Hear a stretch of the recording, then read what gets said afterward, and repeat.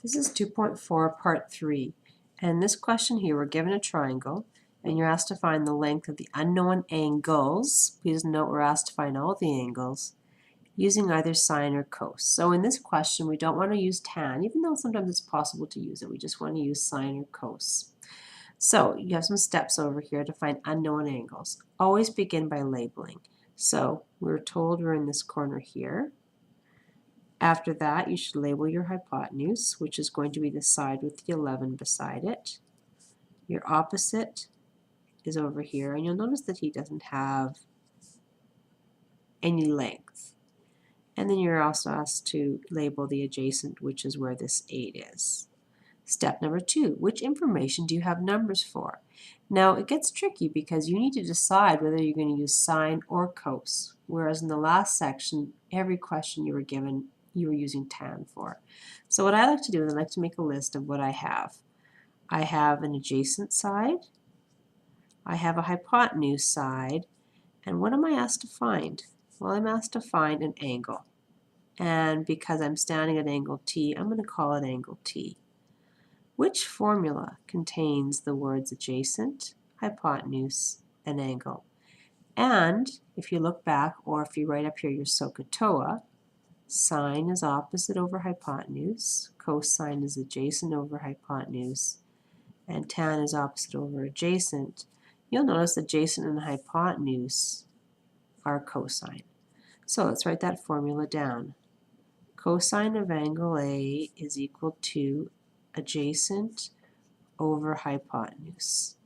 Okay, and then let's fill in our formula with the information from our triangle.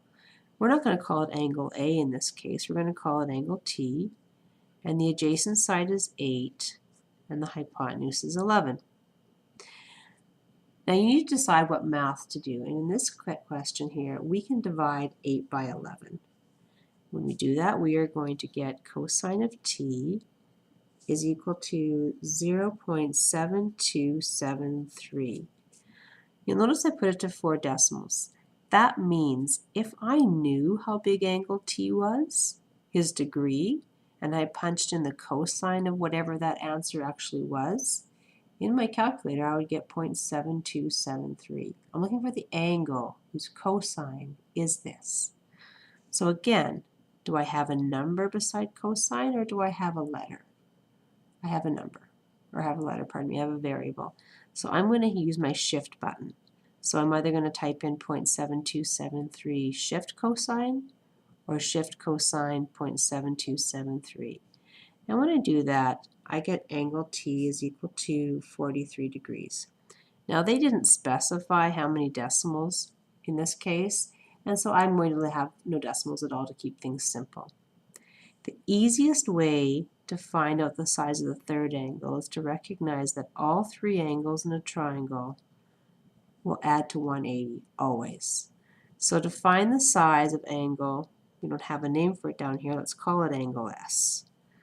To find angle S, let's write it as 180 degrees minus 90, because this corner is 90 up here, minus, and we know now that the size of this angle is 43.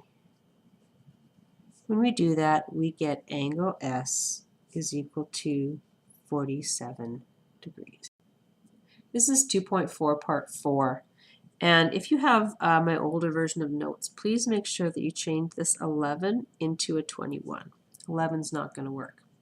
So again, in this question, we're asked to find the measure of each angle to the nearest degree using our steps from above. Let's label our triangle. Now we're not told where we're standing, so I'm arbitrarily going to choose that we're going to stand at angle B. You could choose angle A and you will get all the right answers if you do the right work. Label our sides. This is our hypotenuse. Way over here now, where the 13 is our opposite, and this is our adjacent. Okay, so again, let's make a list of what we have and what we're looking for. We have an opposite. We have a hypotenuse. What are we looking for? Well, we're looking for an angle. And we've decided that we're going to start by looking for angle B.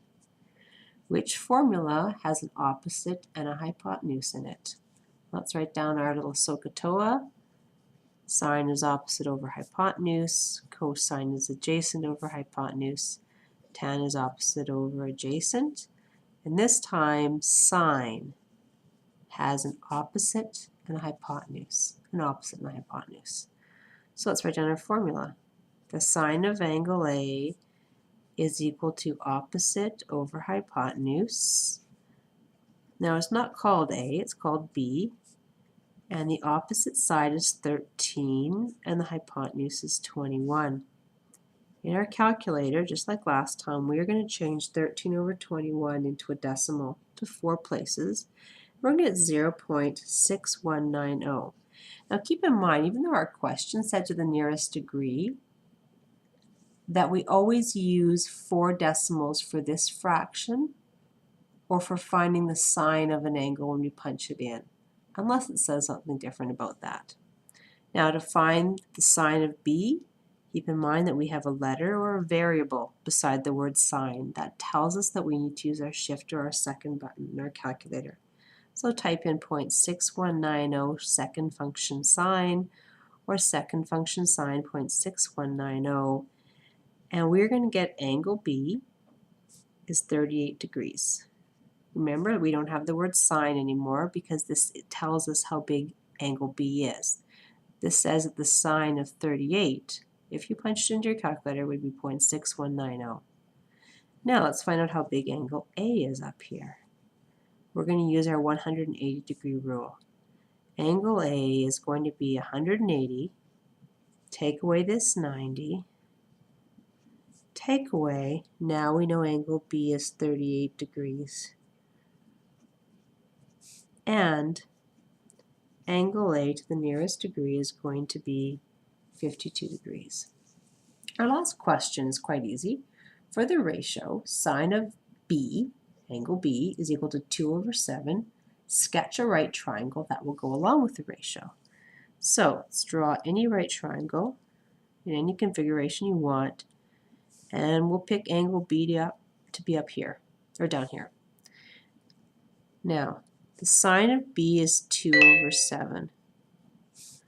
What's our formula for sine? Well, the sine of any angle is opposite over hypotenuse.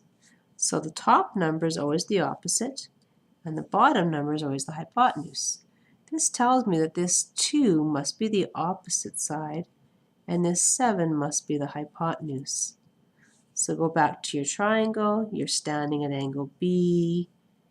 This must be the opposite side, which is 2, and this must be the hypotenuse, which is 7.